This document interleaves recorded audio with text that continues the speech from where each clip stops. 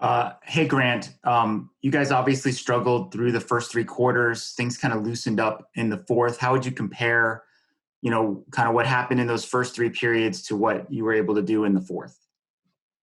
Um, as far as me, I just loosened up. I was uptight looking at the D line first through the first three quarters, and that kind of screwed us as offense as a whole. And that's on me. So that's probably what changed the most.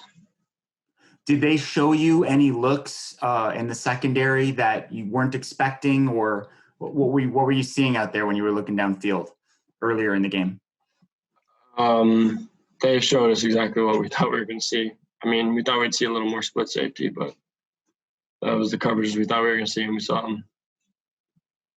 Sure. And given how competitive you guys were against USC, are you surprised that the game transpired the way that it did tonight? Yeah, yes, sir, we are. What were you expecting coming in?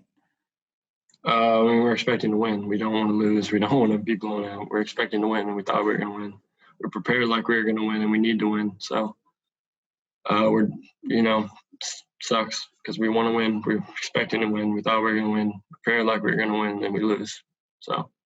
Yeah, I'm just curious what you think was kind of building off of what Michael Lev asked. Just what was the reason you think that the offense in that the first half especially didn't just look out of rhythm?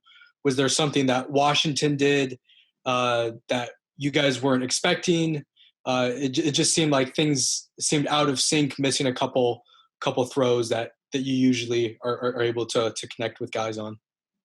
Yeah, I mean, we just couldn't get that. We'd get the first down, and then we would stall. It was that second first down we couldn't get. And I was looking, like I said, I was looking at the D-line. I was worrying about pressure, and that screwed us as offense because I wasn't stepping in my throws. I was fading away. And it would stall our drives every time. And then on a positive side, what was it like in that fourth quarter to see Majon Wright and then Michael Wiley both get their first collegiate touchdowns? I'm happy for them. They're working their tail off. They're great players. They're D1 players, and they get their first touchdown. They're excited. It sucks, a loss and everything, but I'm excited for them. They deserve it. Seems like Majon's a really talented athlete. What do you like about being able to throw the ball to him? His drive as a football player. He's a football player. He's not some guy that's out there to be on the camera or anything. He wants to be on the field catching balls. He's a player. He's a dog. He's gonna get in your face. He's gonna beat you off press and stuff like that. That's what's impressed me the most.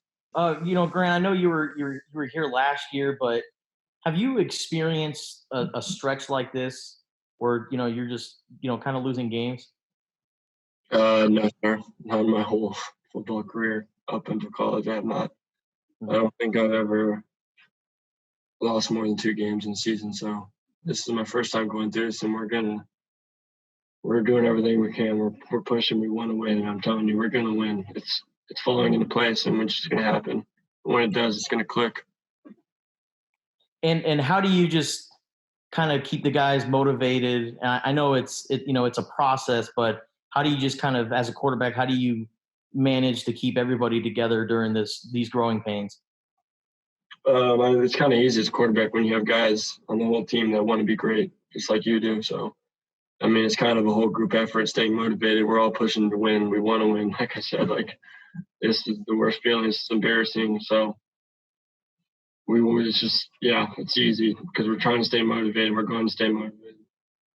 Grant, although you guys started off slowly in the fourth quarter, you guys were able to score 27 points. Is there a lot of positives you can take from that moving forward? Yeah, it's good to take those points into the next game and into the week, preparing for the next game. But those first 3 quarters are disappointing. But we're going to forget about this and look at the positives and the negatives, and use it for next week, going to the next game. Sure, I have a couple.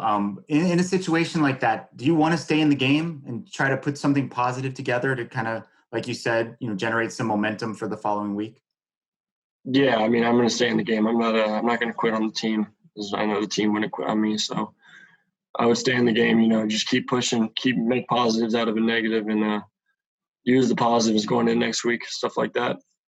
You had mentioned during the preseason about kind of shaking off bad plays, always sort of trying to maintain a positive demeanor. The cameras on TV showed you looking kind of frustrated at times. Is that something that you feel like you still maybe need to work on? Yeah, always. Yes, sir. I mean, I was mostly just frustrated with myself. I wasn't playing how I need to play. I was worrying about things I didn't need to be worried about. I was not making the throws. So, yeah, I was 100% just frustrated with myself, and I need to work on that. I need to play the next play. Jalen, given all of the discussion during the week about Washington running the ball, the coach wearing a hat that said run the damn ball, did you kind of expect them to maybe do some play action like they did early in that game, given all of that talk? Yeah, we expected it. We thought they would change it up a little bit because they wanted to run first, so we knew they'd probably be thinking we were preparing for that, and so they would show play action. We just got to do our job.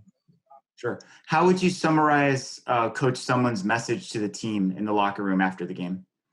I would just say he was very positive. We have to build on this, take the positives, and remember how this feels, and just build on it. And we need to be prepared better and become better. Sure. What do you think are the positives come out of a game like this? As far as defense, I'd say the beginning of the game, I think we stopped the run. So I think we did a good job of that. But other than that, we just need to focus on our job and play hard. Sure. There have been a couple times this year where you've been really close to a sack. Anthony Pandy came really close to a sack. What do you think it's going to take for you guys to take that next step and actually finish those plays? I would say just know what's coming and be more ready. And one step away, that's the difference between a second. So we just got to be focused and keyed in on what we're supposed to do. As a guy who's a leader on this defense, how do you get everyone to stay together when the score gets out of hand like that? We got to keep playing hard and play for each other. So I think that's the most important part, and remind each other why we're playing this game, and we're all competitors. So I think we need to go hard at all times. What's been the most disappointing part about this losing streak that you guys have been on? I would say that we know we're good enough to play with anybody. So it's just about putting it together and doing what we need to do to get the job done and come out with a win. Jalen, what did Coach Rhodes have to say after the game today? Because you guys were able to hold Washington's offense late in the game, late in the third quarter, fourth quarter. You guys outscored them 27 points in the fourth quarter. What was his message after the game? His message was like, we know what we have to do to fix it, and it starts with preparation. So it doesn't start on Saturday. It starts on Sunday, tomorrow. When we get back, you got to take care of your body and be ready to go and prepare for next week.